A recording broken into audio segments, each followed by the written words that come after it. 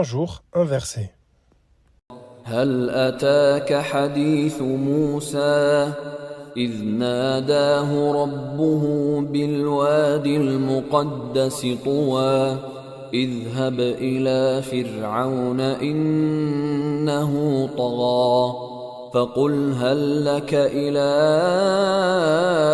أن تزكى وأهديك إلى ربك فتخشى فأراه الآية الكبرى فكذب وعصى ثم أدبر يسعى فحشر فنادى فقال أنا ربكم الأعلى فأخذه الله نكال الآخرة والأولى إن في ذلك لعبرة لمن يخشى.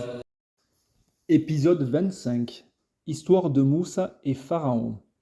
Il y a 4000 ans, en Égypte, vivait une tribu nommée les enfants d'Israël.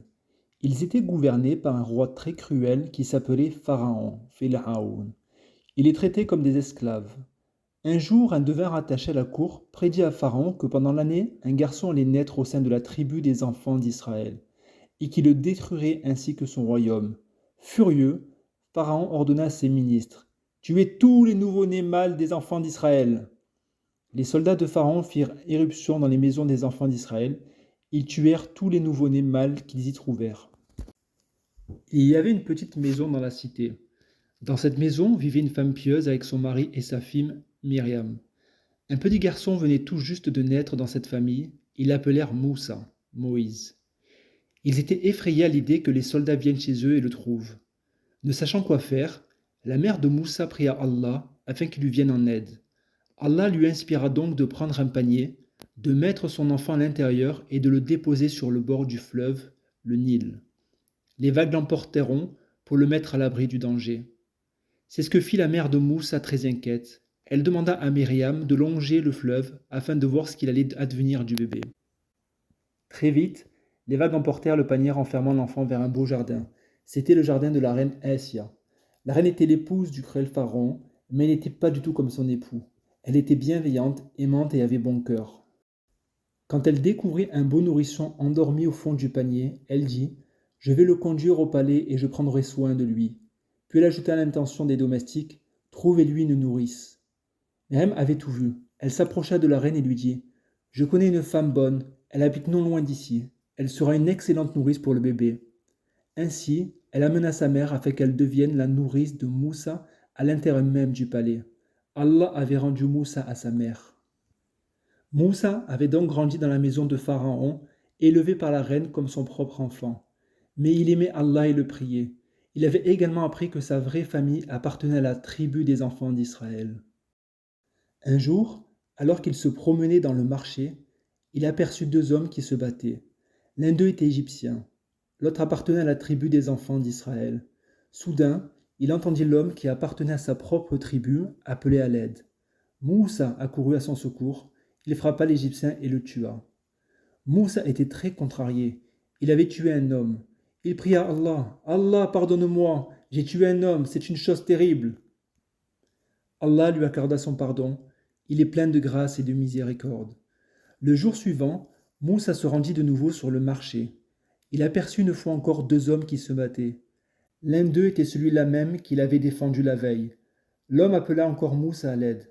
Alors qu'il s'apprêtait à courir vers lui et à lui porter secours, l'autre homme le railla. « Tu as tué un homme hier, vas-tu me tuer aussi ?» C'est alors qu'un proche de Moussa courut vers le prophète pour le mettre en garde. « Les soldats de Pharaon sont à la recherche. Tu as tué un Égyptien hier. Ils vont t'arrêter et tu dois quitter la ville. » Le prophète Moussa quitta la ville. Allah guida ses pas jusqu'à la terre de Médiane, qu'il atteignit après un long périple. Il était fatigué et mourait de soif. Alors il partit à la recherche d'un point d'eau. Il ne tarda pas à trouver un puits. Il y avait un attroupement important autour du puits. Il y avait là des bergers avec leurs moutons et leurs bétail. Ils abreuvaient leurs bêtes avant de retourner chez eux. Deux jeunes filles étaient assises non loin du puits. Elles-mêmes avaient des moutons, mais n'avaient pas pu s'approcher du puits. Le prophète Moussa s'approcha d'elles et leur demanda: « Pourquoi ne vous approchez-vous pas du puits? Ne voulez-vous pas faire boire vos moutons ?» Les filles répondirent, notre père est un vieil homme, il ne peut venir avec nous. Il n'y a pas d'homme jeune qui pourrait nous aider à faire paître nos moutons. C'est la raison pour laquelle nous devons mener nous-mêmes nos bêtes au puits. Mais nous devons attendre notre tour. Nous devons attendre que les autres bergers soient partis. Le prophète Moussa eut pitié des deux sœurs. Il conduisit leur troupeau de moutons et les fit boire. Les jeunes filles étaient très contentes. Elles reprirent leurs moutons et rentrèrent chez elles. Comme elles étaient rentrées plus tôt que d'habitude, leur père s'en étonna et leur demanda « Qu'est-il arrivé? Vous rentrez bientôt ?» Les deux sœurs répondirent « Un jeune homme nous a aidés à abreuver nos moutons.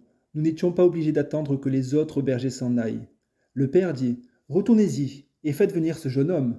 J'aimerais le récompenser pour son aide. » C'est ainsi que Moussa vint à la maison. Il partagea le repas du père. Petit à petit, il s'installa avec la famille et les aida dans leurs travaux. Plus tard, il épousa l'une des filles. Après avoir vécu à Médiane pendant près de 10 ans, le prophète Moussa décida de retourner en Égypte. Il prit donc sa famille et entama son retour vers l'Égypte. Il faisait sombre lorsque, traversant une vallée nichée au pied des montagnes, le prophète Moussa aperçut la lumière d'un feu sur le versant d'une montagne. Il dit « Attendez-moi ici, je vais chercher un tison vif de ce feu pour allumer notre foyer. » Il escalada la montagne. Il faisait déjà nuit. Le silence était total. C'est alors qu'il entendit une voix. « Moussa, je suis ton Seigneur. Je t'ai choisi. Écoute ce que je vais te révéler. Je suis Allah. Il n'y a pas de Dieu en dehors de moi. Adore-moi. Prie-moi. » Puis Allah ordonna à Moussa. « Jette ton bâton à terre. » Moussa obéit. Le bâton se transforma en un gros serpent. Allah lui dit encore. « Mets ta main dans ta poche. Maintenant sors-la. Regarde-la. Elle brille comme l'argent, le métal. Pourtant elle est saine. Ce sont là des signes émanant de moi. Montre-les à Pharaon et parle-lui du pouvoir d'Allah. » Allah ordonna donc à Moussa de retourner en Égypte afin de montrer les signes à Pharaon et de l'avertir afin qu'il soit guidé vers le droit chemin. Le prophète Moussa obéissait toujours à Allah. Il retourna en Égypte. Il avait pris son frère Haroun avec lui et s'était rendu au palais où il rencontra Pharaon et ses ministres. Pharaon était assis sur son trône. Ses ministres et ses soldats se tenaient debout autour de lui. Moussa prit son bâton et le jeta à terre. Le bâton se transforma aussitôt en un énorme serpent. Puis, il introduisit sa main dans sa poche. Lorsqu'il en retira, elle brillait de manière éclatante. Il s'agissait là des miracles d'Allah, les signes d'Allah donnés à Moussa. Pharaon éclata de rire. Il se moqua de Moussa et se moqua d'Allah. « Ceci n'est que magie. N'importe lequel de mes magiciens peut faire la même chose. » Il fit venir ses magiciens au palais. Certains avaient des bâtons dans les mains, d'autres tenaient des cordes. Ils jetèrent les bâtons et les cordes au sol. Ils se transformèrent aussitôt en serpents. Le prophète Moussa les regarda avec effroi. Cependant, Allah s'adressa à lui. « Jette ton bâton !» Le prophète s'exécuta, et le bâton se transforma en un énorme serpent qui avala d'un coup tous les serpents des magiciens. Les magiciens se jetèrent aux pieds de Moussa. Ils s'écrièrent « Nous croyons au Seigneur de Moussa et de Haroun !» Pharaon, quant à lui, refusa de croire en Allah. Il refusa de se prosterner devant lui. Il persécutait le prophète Moussa et son peuple sans relâche, du jour comme de nuit. Il ordonnait à ses ministres et à ses soldats « Soyez durs envers eux !» Moussa était un prophète. Il aimait Allah et Allah l'aimait aussi. Chaque fois qu'un problème survenait, le prophète Moussa se tournait vers lui, invoquant son aide, et Allah lui montrait alors ce qu'il devait faire. Un jour, Allah ordonna au prophète Moussa « Voyage de nuit avec mes serviteurs. » Le prophète appela son peuple et lui dit « Rassemblez vos affaires, tenez-vous prêts. Nous allons quitter l'Égypte, mais personne ne doit être tenu au courant de notre projet. Personne ne doit nous voir.